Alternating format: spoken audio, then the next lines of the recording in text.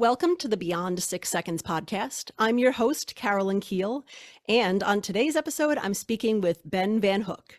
Ben is an autistic master's student studying public policy at George Mason University with the hopes of reforming employment and education policy to make them more inclusive for neurodivergent individuals. Ben's passion for creating a more inclusive world stems from his own experiences and has led to him speaking and presenting to employers, professors, researchers, and self-advocates in the US and abroad. Ben, welcome to the podcast. Yes, thank you for having me. I really appreciate the opportunity to talk with you about intersectionality and autism. Yeah, I'm really excited to learn about your experiences and your thoughts and all the speaking and presenting that you've done on those topics. Would love to just start out and learn a little more about you. So when did you realize that you're autistic? So this is an interesting question because I didn't realize I was autistic until I was in high school, but I always knew something was different about me. I realized I was being treated differently from like 7 to 8 years old. Particularly, I found it harder to make friends.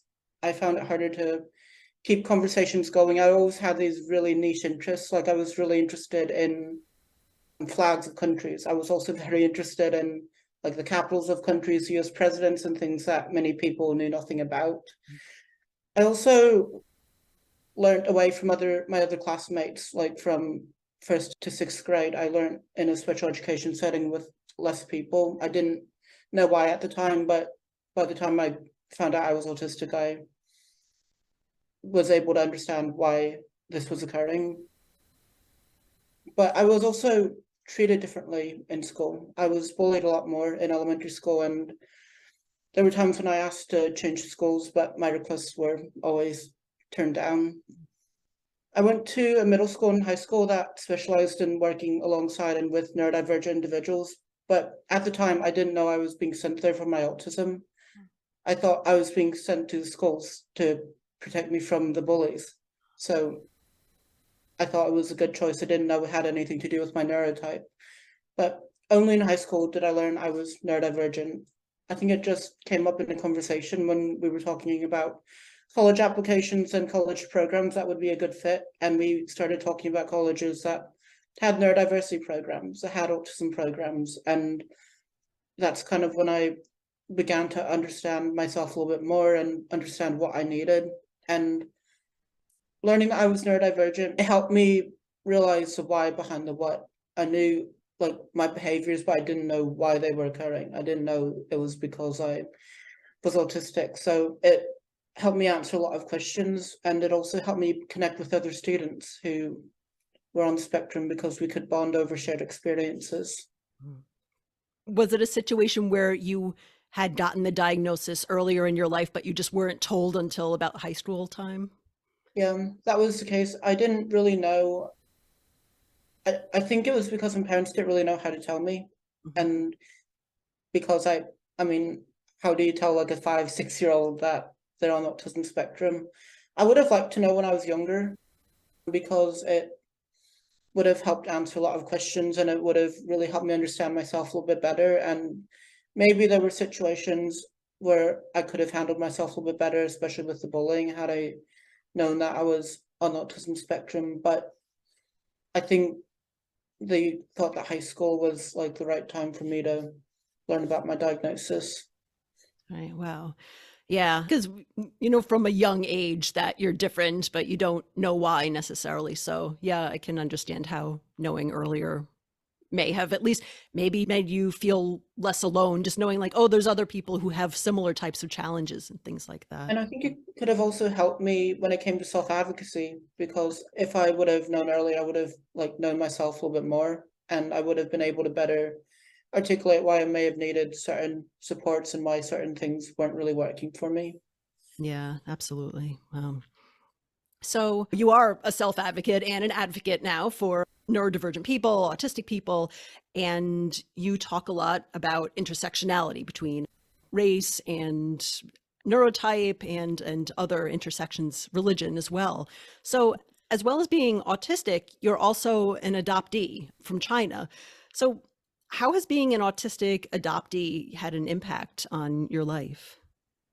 Yeah, that's a really interesting question. I think the intersectionality between adoption and autism is something that hasn't really been explored as much as I think it should be. Adoption is one of the only traumas in which the victim is expected to be grateful.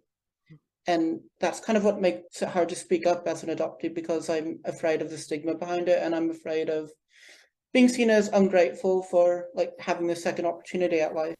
My story actually comes from a train station in Harbin, China. I was abandoned by my birth parents, my biological parents, in that train station as an infant, so I never knew them. And I was picked up by someone like catching a train, and I was sent to an orphanage. I was an orphan for a year before being adopted. And I think growing up and who I am today is a result of both my autism and my adoption playing a role in my maturation and my growth. And I might present to some people as very, very different from like the stereotypical autistic person. For example, I'm someone who really loves social interaction. I love hanging out with friends. Sometimes I enjoy going to large sports events. I really like soccer and I really like auto racing. So if I get the chance to attend those events, it's something that I always accept because they're in my interest areas. I also like attending concerts. So there are a few things that other people might find a little bit overstimulating that I really enjoy attending. I've also been seen to be extremely empathetic to other people, sometimes to a fault, where people say I care too much and that I might need to like stop messaging them for a few days. And I think that has to do with not having that caregiver in my life as someone who was abandoned by the parents. I think that this overly empathetic behavior is me trying to compensate for that and ensuring that nobody feels that way, that they have no one in their life. I also experience many social fears and anxieties, the greatest of which is abandonment. I'm absolutely terrified of being forgotten by my friends, and that can make transitions really difficult for me. Like graduating high school or graduating college was very difficult because I was afraid of being forgotten. It's, I guess, kind of an out of sight, out of mind kind of thing where I'm afraid that if people don't really see my presence, they kind of forget about me. It's interesting to see the overlap between what you've described and some of the more typical, stereotypical things that we think of when we think of autistic people, like, around empathy. There's the stereotype of not being empathetic, but many autistic people are actually closer to, to you being like very, very empathetic, as you said, almost to a fault. And yeah, that connection around social interactions as well. And yeah, I can see how being an adoptee and having early, big changes and perhaps you may call it trauma in your life impacts the way that you have grown up and your worldview and the way that you view relationships and friendships and things like that too. Mm-hmm. If you don't mind me asking, what age were you when you came from China and came to the United States? So I think I was about a year and a half when I was adopted. So I didn't really know my home country. I don't really have too many memories of it. But the way I see my experience, I kind of see two different traumas in adoption. The first being the initial separation from my caregiver when I was an infant. And the second was the moment I touched US soil, having to kind of assimilate to a new culture, having to adapt and adjust, having to speak a new language, also having to fit into a society that might not have been as accepting of me, especially when I was younger. So I think that there are a few different ways to separate the traumas that I felt into like the initial abandonment and the assimilation to a new culture. Yeah, and that assimilation, I can see, even though you came over at a relatively young age, but that is still a lifelong challenge. And you also talk about intersectionality between autism and race. So, what was life like for you growing up and now as an autistic Asian American? Yeah, it's definitely had its challenges. I was bullied a lot in elementary school for my race because I went to a school that was majority white, and It was just not really a diverse, friendly environment. And the next part I want to tell you also kind of goes to my struggles with friendships and trust. And that was that some of my closest friends in elementary school were also people who ended up betraying me in the end. And this happened like when I was hanging out with a few of my friends at the weekend. We were playing video games and watching YouTube videos when one of my friends pulled up a video called Stuart Goes to a Chinese Restaurant. Yeah. And this video is one in which Stuart, who was the main character, attends a Chinese restaurant. He goes with his father. And when asked what he wants to eat, Stuart tells the waiter he wants a Happy Meal, like one you get from McDonald's. But his father has to tell him that it's a Chinese restaurant and they don't really have a Happy Meal available.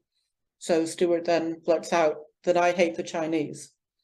And that really upset me, given that was my birth country and the country of origin for me. The friends I had back then saw that it garnered a reaction from me. And I guess I must have told people at school, because before I knew it, the whole grade kind of knew what triggered me. And from then on, people, every chance they got, kept saying, like, I hate the Chinese, or they said something else that was really hurtful about my race and origin.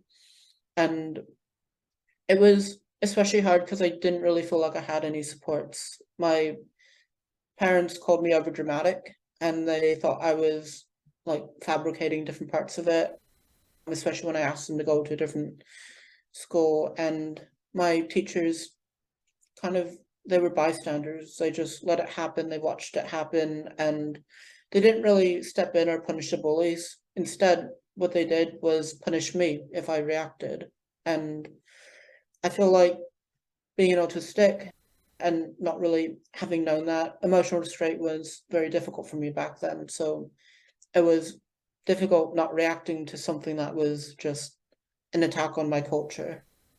I tried my best, like, throughout the years to kind of forget about what happened in the past, and that started working like in middle school, high school, and eventually college, because things were much more diverse and I was in a much more diverse setting with many different cultures, many different ethnicities. And that really helped me, because it helped me feel welcome and it helped me just feel connection to others, knowing that I wasn't the only Asian American in my class. But then in 2019, 2020, COVID kind of came to light, and hate crimes against Asian Americans started skyrocketing, and there were shootings like in Atlanta, Georgia, and all those memories that I tried to repress came flooding back.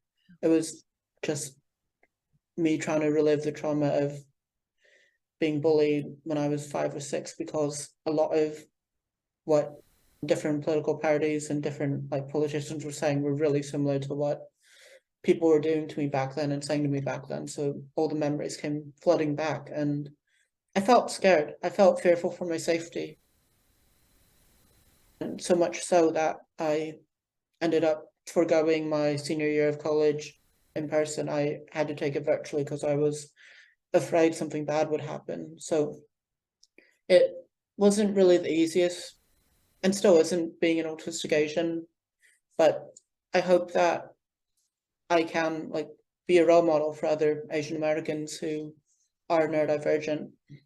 Yeah, absolutely. And it's just really horrifying that you and so many other Asian Americans and Asian people in the United States have, grew up facing that kind of bullying, and that it continues and really escalated with the pandemic.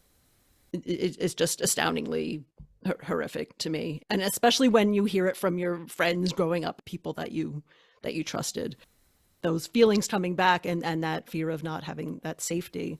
And I think it is important that you and other people who have had experiences like you are sharing that, so people can really see the impact that rhetoric has on people. So yeah, I absolutely think that you are a role model for people who are facing those same types of challenges and that same type of racism. and hate from people. I Absolutely. think one of the things that people don't realize is, especially from a young age, that rhetoric stays with you. Yeah. It's something that, even if you're not consciously thinking about it, it's something that just stays with you your whole life. And it's kind of hard to get away from it, kind of becomes one of your demons and one of your insecurities.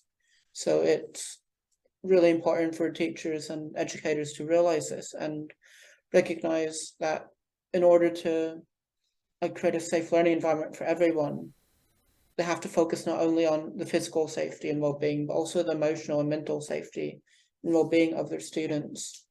Yeah, definitely. Especially when, when those things happen in school and nobody deals with it. Of course, it stays with you. I think a lot of times when that happens, correct me if I'm wrong, but you're just kind of expected to deal with it and get over it, and sticks and stones, whatever those, old phrases are. But if nothing changes and you don't have any other way to adapt or feel safe or change anything, yeah, it really does stay with people. And we just see it come up again and again in society. So yeah, that's a really good point. So continuing on intersectionality, you also talk about intersections between being autistic and religious. So you're also, in addition to being an adoptee, Asian American, you're also Jewish. So what has that been like, being autistic and Jewish? It's really interesting because there are I'm one of the only people in my family who knows how to speak Hebrew Wow. and knows how to read Hebrew, and really took time and effort to learn the Hebrew alphabet, and tried when I was going to Sunday school classes at my synagogue. So I'm one of the people who was able to learn Hebrew, retain it. It's funny because at my bar mitzvah, I was more worried about the English part than the Hebrew part because I'd really prepared for the Hebrew part, and people were asking me how do you do it? And I just it was kind of hard to answer because it was just a language that I had picked up at a young age. So um, I just found it really interesting that the Hebrew part was easier than the English part at the bar mitzvah. And I think that's something that a lot of other people found funny as well. Mm.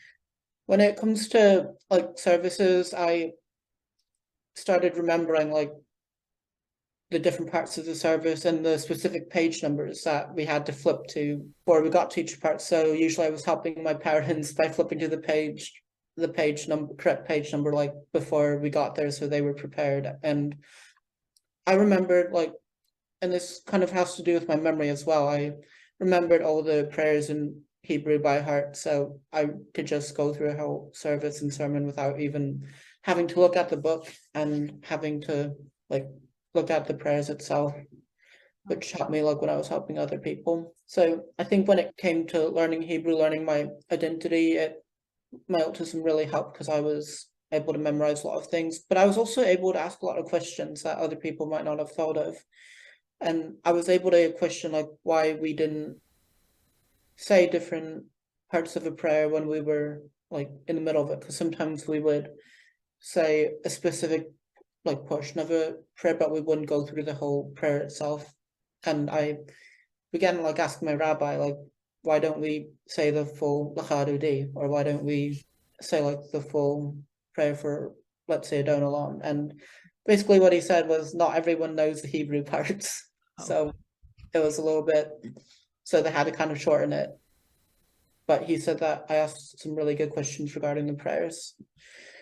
When it comes to things like different holidays like Passover and Yom Kippur and Rosh Hashanah, I'm usually the leader of those prayers because I'm the person who knows the order, who's memorized the order and how the proceedings are supposed to go. So I think my memorization and organization are things that have really helped me when it comes to the holidays.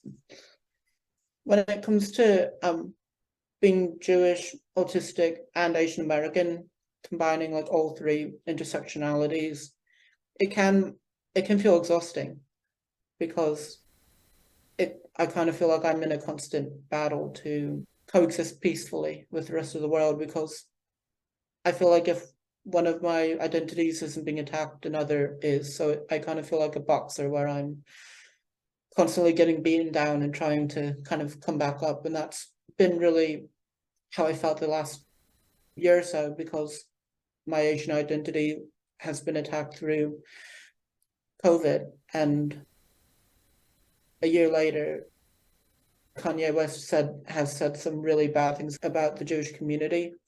And it's led to like people a rise in anti-Semitism. So constantly feels like I'm like in an ongoing battle to just exist peacefully. Yeah, that's really, really difficult. And again, that rhetoric has real consequences for people. Yeah, I can totally see what you're saying, that you feel like you're in that constant battle. Wow, yeah, absolutely. So, all the more important for you to be sharing your experiences like this and in the public speaking and the presentations that you give. As I understand it, you do quite a lot of advocacy around intersectionality and also for more inclusive education and employment for neurodivergent people. So, yeah, I'd love to learn more about your advocacy. What kind of advocacy is it?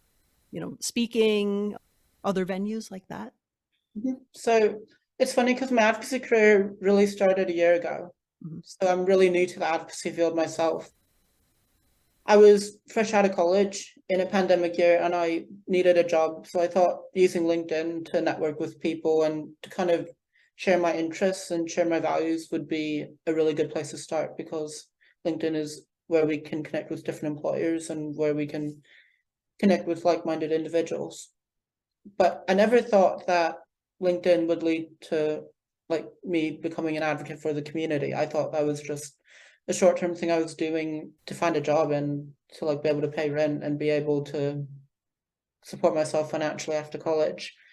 But I began posting about autism and autism advocacy because I knew I wanted to go into the disability field, and more specifically the disability policy arena after graduating college. My degree was in political science and psychology, so I thought it would be a perfect fit. So I began posting things about like reform for education, about the need to move beyond the mere acceptance of autism and towards appreciation for autistic individuals, and that different schools, different workplaces weren't doing enough. And eventually my post started getting more and more traction throughout the autism community, and people began seeing my message, what I stood for, and I inadvertently started becoming like more well respected and well known for my content. And I guess I accidentally became an advocate. When it comes to advocacy, I started out like asking people if I could participate in panels or if I could help out with like any presentations they were giving, because I really enjoyed public speaking and sharing my perspectives and sharing my ideas with the world. And it was difficult because I had to be patient, but eventually people began seeing like what I could bring to the table through my ideas and through what I'm sharing on LinkedIn. And I was offered a few opportunities in like April or May to participate in different panels regarding education and autism and the different supports that I received in college. So I was able to talk about like the autism program at the college, and I was able to talk about the vocational trips we took that really helped me develop my soft skills and social skills. And I think opportunities, like bred opportunities, because the people viewing the panel began following me on LinkedIn and began connecting me in with like their organization and with different people they know. So it kind of became an ongoing cycle where I was constantly being introduced to people and getting different opportunities and just being able to pursue my interests, pursue my passions, because people began like learning more about me. When it comes to advocacy in general, I guess my biggest form of advocacy is posting content on LinkedIn and posting different anecdotal stories alongside relevant calls to action. And I think this is one of the most effective ways of communicating and advocating for the community, because it's easy to do, it's accessible, and people can respond in live time. You don't have to like wait for people to like email you after a presentation. People can like comment on the posts. I also like speaking at different colleges. I've spoken at Stanford University and Los Angeles Trade Technical College this past year, and I have a few college visits coming up at Mercyhurst University, which is my alma mater, and Chestnut Hill College in Pennsylvania, which I'm really excited about, in which I'll be speaking about like education reform, transition, and self-determination. I've also spoken virtually in Melbourne, Australia, around employment reforms and how we can better restructure the hiring process for neurodivergent individuals. Lastly, when it comes to advocacy, I've begun to work in an industry I never thought I would really get into, and that's media. I don't really know too much about film production or about like podcasts, but I've recently really gotten into like the media business. I spoke on a podcast a few, I think about 6 or 7 months ago, called Autism Goes to College, which was hosted by the University of California. And this podcast I'm speaking on, I'm with you now, is Beyond 6 Seconds, is my second ever podcast. So it's just really exciting to get involved in this industry. And it's really cool to learn more about how I can support the community. And it's just a really good learning and growing opportunity. And it's really cool to try and learn something new. That's awesome. And speaking of media, I think the post on LinkedIn that showed up in my feed that helped me make the connection with you was around the documentary or a special or something that's coming out in a couple months or later this year. Tell me about that if you can share details on that. So I think I'm not sure when it's coming out. I think it might be February or March, but it's a PBS documentary. I mean, it's by Beacon College in Florida, and the project itself is called A World of Difference. And the episode itself, I think, is called Neurodiversity in a White World, and it's around intersectionality between race and autism.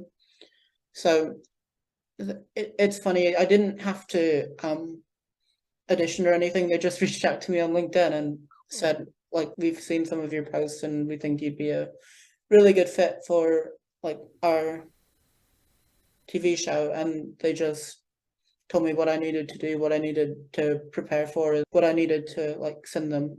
I needed to send them like a headshot and a bio. The process itself was simple, and they were able to give me really clear instructions as to what to do and what to expect on filming day. And it just went really smoothly.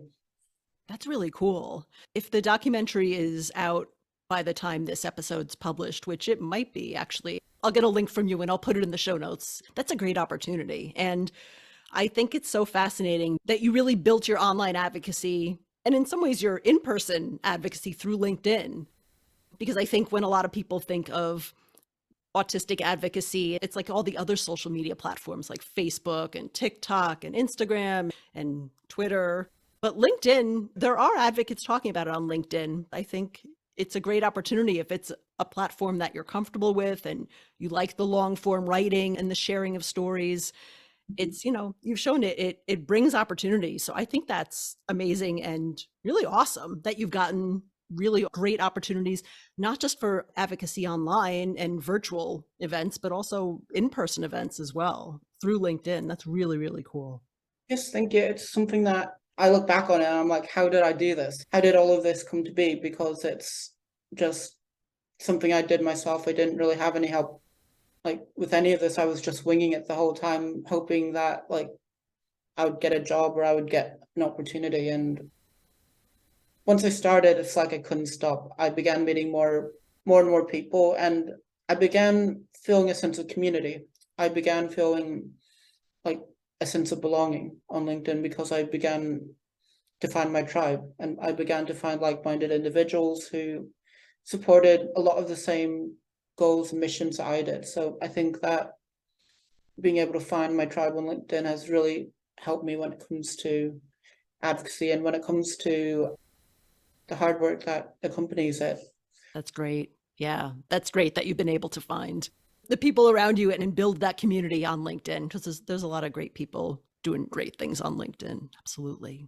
There's so many great self-advocates, and I'm always learning every single day because people are posting different articles and different blogs that they've written. And it's really interesting because even though there are a lot of self-advocates, they all have very different experiences. Mhm. And they all have just a very different story to tell. And that's what makes it so interesting advocating for the community, is realizing that not everyone has the same experience as you and not everyone has like the same needs as you, but it's important to like take in their story and just remember these stories when it comes to advocacy. And it also makes advocacy much more personal because you can attach a name to your advocacy work, and you can attach like a specific story to like a proposal or an idea that you have. So it definitely adds a really personal element when it comes to advocacy work. Yeah, absolutely. You really get to know people on that platform through their stories and hear those different experiences. Yeah. So, what are your goals overall for your advocacy? So my biggest goal is to transition society away from awareness and acceptance and towards appreciation.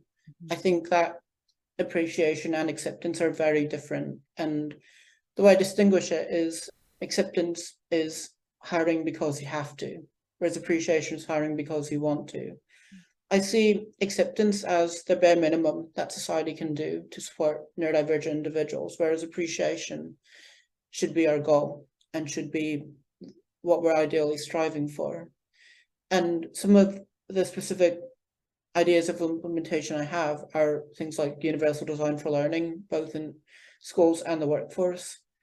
I also think it's important to advocate for disability in DEI initiatives when it comes to employment, especially when it comes to like reforming hiring practices and supporting neurodivergence in the workplace. I think a lot of DEI initiatives for neurodiversity in the workplace center around hiring, but I think that instead of hiring, we should focus on retention, and we should focus on ways we can keep neurodivergence in the workplace. And in keeping with that, one of the ideas I've been pushing for are neurodiversity advisory panels in different organizations. I feel like advisory panels could really help DEI hiring practices because they can talk to like board members and people who are running the organization as to the challenges that the neurodivergents faced when it comes to like their own onboarding and when it comes to the hiring. And they can also increase retention because it gives neurodivergents an ally in the workplace, and it gives them some like a safe space to talk to and go to talk about like certain issues they might be having. So I think that a neurodiversity advisory panel in different organizations can really help both retention and the recruiting process. Yeah, absolutely. And yeah, I think there has to be more of a focus beyond just hiring because, once you bring people in, how do you retain them? How do you manage them through promotions and job changes and bring them into an environment and a culture where, people can thrive and use their skills and get the accommodations or any adjustments that they may need in order to really work to their strengths. And the thing about neurodiversity and disability in general is that it's not a monolith. Like people literally come with different strengths, so there's no like single hiring solution. And sometimes I see that with companies. I won't name any names because I'm not really familiar with those programs, but a lot of times it's very narrowly focused on one specific type of individual or one specific type of skill set or industry or type of job. And it really, as you're saying, has to be a lot more broad than that and across the entire talent management cycle. Yeah. Yeah, and I think that's an important point you bring up, that there's this like stereotype around neurodivergence that like we're like specialists in certain industries, but when in reality, like that's not the case. In reality, we can be good at many different things. It's not just like the tech industry, or it's not just a certain skill set that we have. I think that the danger different organizations run into when hiring a specific type of individual, or if they commit to hiring neurodivergence, is like the stereotyping of neurodivergence and the skill sets that they bring. So I think that's one danger. I do think that it's really important to include specialists in the job. One of the difficult parts that I found in employment was that like we had to be good at everything. We had to be good at so many different, very different tasks. So things like social media, things like publishing things on someone's website. You had to be good at things like coordinating with different people on email. So there were so many different tasks that were just not very similar to each other that you had to be good at. And I feel like that's not really, that can be difficult for neurodivergents because a lot of neurodivergents are specialists in different areas. And I think there are different approaches to management we can take. I feel like there's this jack of all trades approach where you expect an employee to be like good at everything. And then there's a strengths-based approach where you can focus in on an employee's strength and kind of nurture that and see how that strength can benefit the organization, how they can fully maximize the potential of the individual by using their strengths. So I think a strengths-based approach to employment is really important to consider when it comes to hiring people. Yeah. And then you get into the whole concept of helping people become managers and leaders. You know, a lot of people join as individual contributors where they're focused on certain strengths. And then, you know, I guess it's a challenge for everyone, but especially potentially if you're neurodivergent, if you want to move up and manage people, because I feel like a lot of people don't think of autistic people as people managers. But in fact, like I think quite a few of us are. I've probably had some neurodivergent managers. They may not have known they were neurodivergent, but I'm like, yeah, I think I were, and actually really enjoyed working with them. So I think being able to provide those skills as well, and that may just be part of normal talent development once you've been in a company for a little while, just to continue career development and career paths. Yeah. And I think when it comes to like things like promotions and working your way up the ladder, it should be gradual. It shouldn't just be like flooding you into a completely different job. That's my fear when it comes to promotion, is that like, what if this job's completely different? What if I have none of the skill sets required for this job? What if I'm really good at the job I did prior, but like this promotion isn't really working out because it's so different? So I think that when it comes to things like promotions, organizations should be very wary that large changes can be really difficult for us. If our tasks vary greatly from our previous job, it can be really difficult to adjust. Yeah, definitely. And that movement from individual contributor to people manager is jarring really for anyone. I think any kind of program that helps neurodivergent people sort of through that transition, you know, like with a lot of other accommodations we see, it winds up helping the broader community of employees as well. So yeah, definitely important to help through that transition for people who want to be promoted and want to be people managers. Yeah. Ben, thank you so much for talking more about your advocacy on the show. So how can people get in touch with you if they want to learn more, like read your writing, if they want you to speak on a panel or for an event? Where can they find you?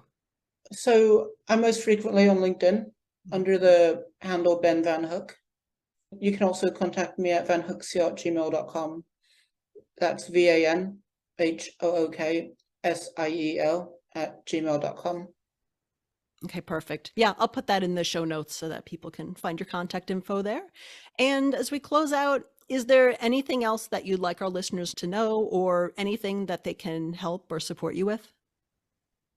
I think it's important to know that neurodivergence can do anything under the right environments, under the right conditions, and that we are just as capable as neurotypicals when it comes to doing different tasks and completing different jobs.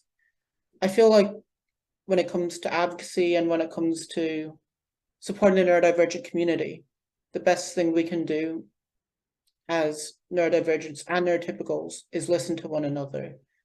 I feel like even though this might seem simple, it's something that's rarely ever done. And I feel like if we listen to each other and take time to understand each other's neurotype, if we can even collaborate on different projects together, we'll be able to create a more inclusive environment than if we kind of separate from each other. So I think the way we can create a more inclusive environment is to work together alongside each other on different projects and learn more about each other and establish those bridges, establish those connections through neurotypicals and neurodivergents working alongside each other. I feel we are stronger together than either community is apart. We are stronger united than we are divided. Yeah, absolutely. And we could all play to our strengths, use our strengths, and learn from each other and build things together. Better united, as you said, rather than divided. Absolutely. Well, thank you so much, Ben. Thanks for being on the show. And it was great talking with you today. Yes, thank you so much. I really appreciate the opportunity to talk with you and to share my story and to share my experiences. I really appreciate it.